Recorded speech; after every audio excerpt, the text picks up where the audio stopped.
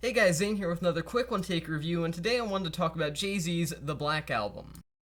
The Black Album was, still is, but especially was a big deal back when it came out in the early 2000s, as it was meant to be Jay-Z's final ultimate retirement album. And while that may not seem like it was a big deal at the time if you weren't, around or alive then like myself, it very obviously was, because ultimately, even though he was still fairly young in his career in the grand scheme of, careers and all that, he was already a big deal, Jay-Z, and this was kind of a final goodbye album for him. He was already working to become a legend. Albums like Reasonable Doubt had been cemented into hip-hop history by that point, and the Black Album was supposed to be his swan song before retirement, and now, obviously that didn't entirely work out.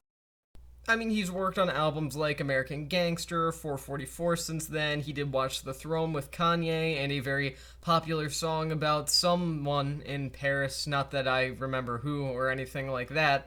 But my point is that Jay-Z is obviously not retired whatsoever. He is about as far as from retired as you can possibly be as a musician. That being said, the Black Album was not a bad way to go out if this were actually his retirement album. It's pretty solid overall. Jay uses his time on the Black Album to discuss his past, his early life and childhood, his career, sort of rising within the hip-hop scene, as well as the time he's actually spent within the music industry and how he's dealt with the obvious many hurdles that come with all of those things. While there definitely are some more lighthearted moments here, like any Jay-Z album does have to have pretty much, this is a very serious album by his standards, as a lot of tracks actually deal with heavy topics, again, about childhood and growing up in poverty-ridden areas, and a lot of stuff here is heavily serious and even pretty deep at times. Despite it being the one really huge major song off the record that a lot of people remember, and despite it being actually a really great song, the Black Album is thematically much, much more than just 99 Problems, despite the fact that that is a good song. My main problem here is with the instrumentals, which often feel too pop-based to really suit the lyrical content of a lot of the different tracks here. Sure, it works for songs like the major single that I just mentioned, 99 Problems, as well as the anthemic Dirt Off Your Shoulder, but for other tracks it just simply doesn't.